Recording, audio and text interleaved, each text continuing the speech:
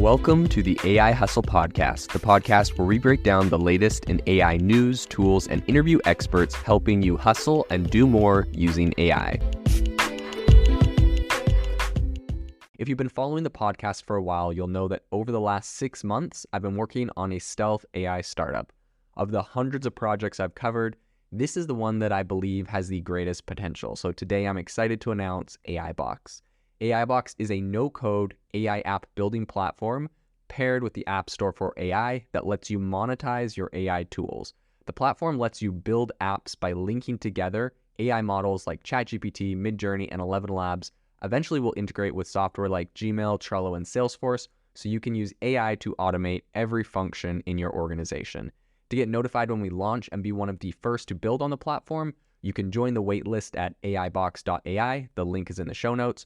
We are currently raising a seed round of funding. If you're an investor that is focused on disruptive tech, I'd love to tell you more about the platform.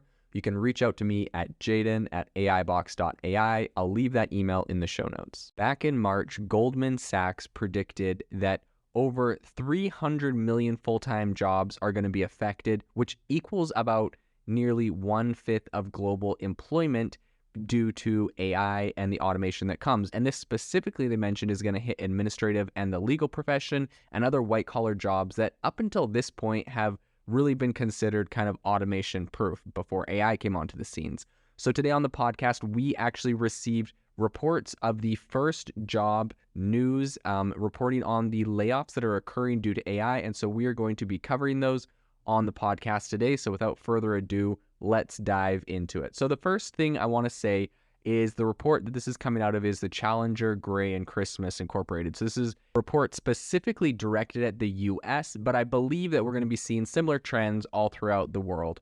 So in the report, they said that 3,900, which is close to 4,000 jobs, were lost in May last month due to artificial intelligence. This is the first time that this research outlet has listed AI as an actual reason for job cuts. And what's interesting is AI actually ranked 6th place among reasons given for job cuts. So the first place was the businesses were closing. There's about 19,000 jobs lost because of that. Market and economic conditions, about 15,000 from that. Cost cutting was about 8,000. Voluntary severance and buyouts was another 8,000. And restructuring was 5,000. So this comes just a couple of months after Resume Builder, which is a career site for, creating resumes and whatnot. They also did a survey on their site, and during that survey, they found that around half of all companies using, OpenAI's ChatGPT said that they are replacing workers. So they did a survey. They polled about 1,000 different leaders and executives from various firms. And they found that about 48% of all of those leaders responded that they had replaced workers with ChatGPT since it came out in November.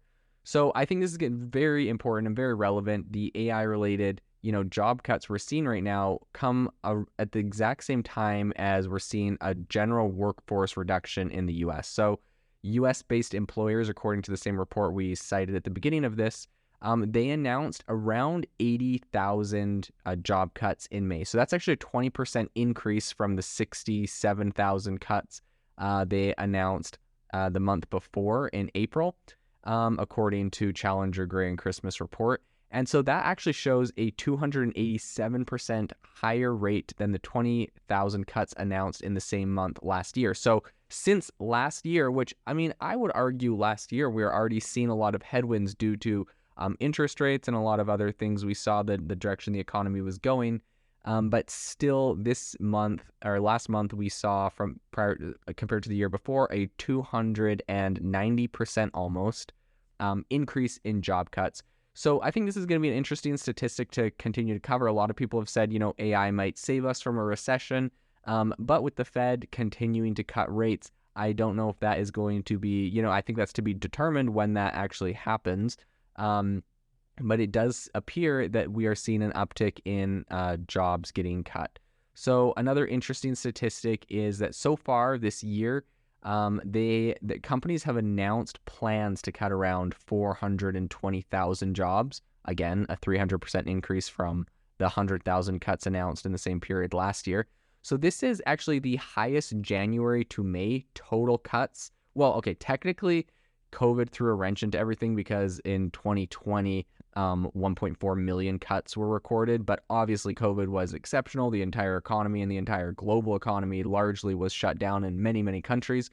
So with the exception of, that whole debacle in 2020, this is the highest total January to May cuts that we've seen since 2009, which, as you know, 2009 was a great financial collapse and the real estate collapse here in the United States. And during that time, there was 822,000 cuts that happened that were tracked through May. So I think we're really seeing things start to accelerate. When we're comparing this to 2009, this really isn't very great for us. So another sign, I think, overall that AI really is kind of infiltrating the workplace and really getting in there and perhaps replacing jobs. The technology sector actually announced the most cuts in May of all the sectors that were announcing cuts. And so tech sector actually announced 23,000, close to 23,000 total cuts, which is about, so far, 136,000 this year. So that is actually up 3,000% from the 4,500 cuts announced last year in the same period. So to be honest, the tech sector really has now announced the most cuts for the tech sector since 2001, which is, those who remember, 2001 is right after the dot-com bubble, when 168,000 jobs were cut for the entire year. So if you think about that, dot-com bubble happens, let's just say 170,000 cuts were announced for the entire year. So now look at what's happening this year. This year, we've already had 136,000 jobs. So in my mind, there's no way, right, with 20,000 this month. So just doing some simple math, I'm assuming we're going to go over 200. We're going to blaze past 200,000 and absolutely kill the job cuts that we saw, back in the dot-com bubble. So this doesn't look particularly good. I think this is also at the moment paired with the fact that consumer confidence, which is a metric we measure here in the US, is down to a 6-month low. And job openings are flattening. So companies appear to be kind of slowing down the hiring. And I think a lot of people right now are anticipating a slowdown. And that's what Andrew Challenger, a labor expert and senior vice president of Challenger, Gray and Christmas Incorporated, said in their statement around this whole report. So I think that this is a really interesting time for us to watch in the economy. We're seeing a lot of broad steps.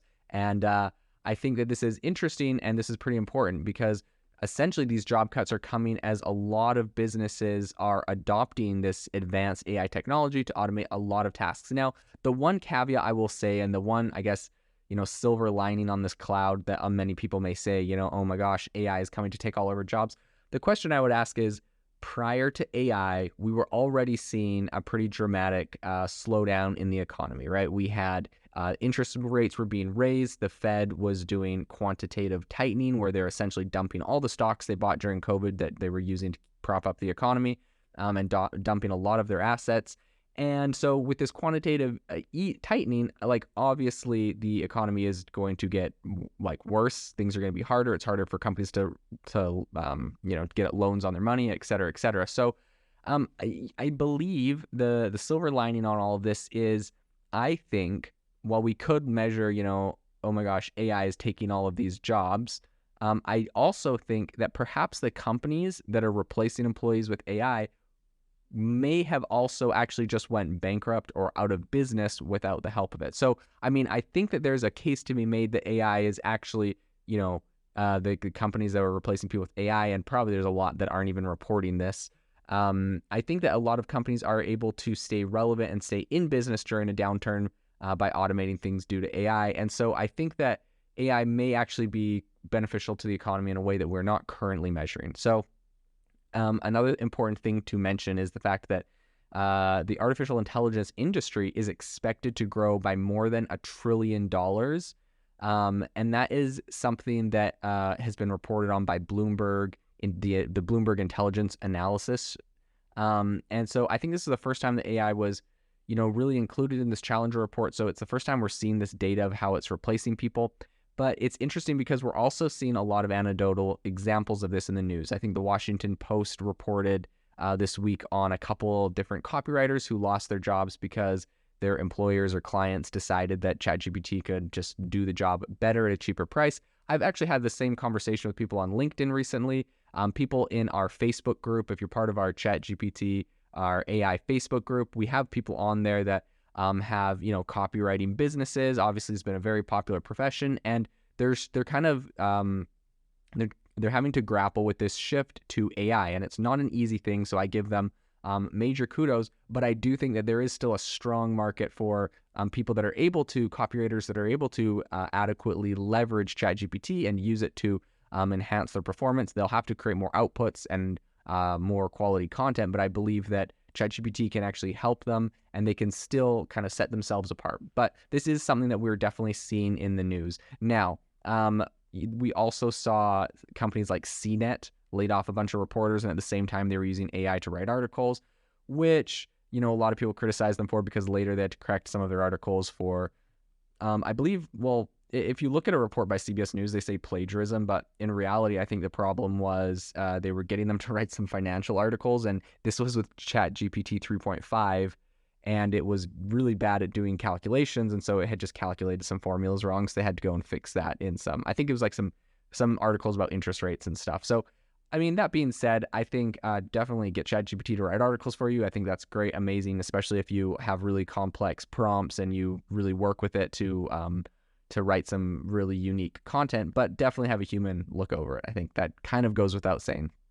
In addition to this, I think the mainstream media really likes to kind of jump on some of the cases where ChatGPT did a bad job. Of course, it's going to do a bad job on some things, like get a human to review this. I don't think that's anything revolutionary to say, but earlier this year, Helpline used a chatbot to replace some of their staff members who had actually unionized. And during that, it was giving some people different eating disorder advice. So actually, I don't think this was Helpline, the website. This was an eating disorder helpline, so that was using this. But in any case, they ended up having to pull the plug on that because the bot, I guess, gave some people some bad dieting advice, which of course is very possible. So I think you really got to be careful how you're using GPT and what use cases. I think it's important to have humans review a lot of the stuff. So I think this is also directly impacting TV and entertainment. We've seen a lot of writer strikes happening recently. A lot of this started in May with different writers demanding better pay, job security, and they were asking essentially for a near total ban on the use of AI to produce written entertainment content, which personally I think is outrageous and unrealistic. But they obviously feel threatened by it. But why do they feel threatened by it, right? Like, they feel threatened because they know it could actually do a good job. So I don't really know if going on strike and trying to get a total ban is ever going to be effective with this. I think you just have to learn to leverage it. I know that a lot of people don't like to hear that. A lot of people, are like, hey, this is my creative outlet. This is what I've always done. This AI is coming in and ruining it. Like, I'm sorry to say, but sadly, this is the case. The AI can do this. The AI will do this. It is cheaper, and you kind of have to get on board or it will replace you. And I'm not here to say that's good or bad. That is just the reality of the capabilities. When a technology improves and it can do something for cheaper, faster, and people will use it, and it's more economically viable, that's just the way it's going to go. So in any case, I think different analysts note that with a lot of different previous technology that's replaced human workers, generative AI is already creating new jobs. And this industry, like, as you know, is really exploding right now. So I think we are going to see jobs that never existed before. Of course, there's prompt engineer that I can name as one. But I think what's important is there's prompt engineer in every industry. A lawyer is going to know how to be the best prompt engineer for law content and for a law area. And there's going to be prompt engineers that are doctors that are going to know how to do the medical field the best. And so I think that it's going to be really interesting to follow how this comes out. In addition to this, Ben Emmons, who's a principal at New Edge Wealth, on Friday recently said in a note that generative AI is expected to become a monster employment generator because of estimates of a mushrooming $1.3 trillion AI market that's going to boost sales and ad spend for the tech industry. We're already seeing companies like NVIDIA rise to trillion-dollar valuations. because of this technology. And I think that this is just the tip of the iceberg on where this goes, how much is going to proliferate, and how much we're going to be using this technology. So I really do believe a lot of new jobs are created. Definitely, it is scary to see, jobs being lost, the 4,000 jobs that were directly replaced by AI. But I do think there are some silver linings. And I think at the end of the day, the best thing we can do is learn how to harness it and become experts on AI so that we are part of the people that are not replaced and we're able to improve our careers and our current businesses. If you are looking for an innovative and creative community of people using ChatGPT, you need to join our ChatGPT creators community. I'll drop a link in the description to this podcast. We'd love to see you there, where we share tips and tricks of what is working in ChatGPT. It's a lot easier than a podcast, as you can see screenshots, you can share and comment on things that are currently working. So if this sounds interesting to you, check out the link in the comment. We'd love to have you in the community. Thanks for tuning in to the AI Hustle podcast. If you could do us a massive favor, we would really, really appreciate it if you could leave us a review wherever you get your podcasts. This helps people find the podcast. It helps people know this is a good place to go. And we would really, really appreciate it, as it helps us continue to bring on incredible guests and share incredible content for you to listen to.